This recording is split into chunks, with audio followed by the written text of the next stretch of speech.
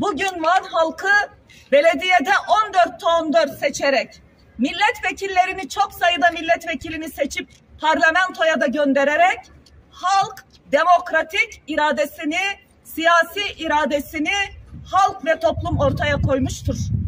Bunu kabullenmelidir bu iktidar. Kürdün diliyle, Kürdün geleneksel kıyafetleriyle, Kürdün halayıyla uğraşmaya devam etmesin bu iktidar. Yeter artık.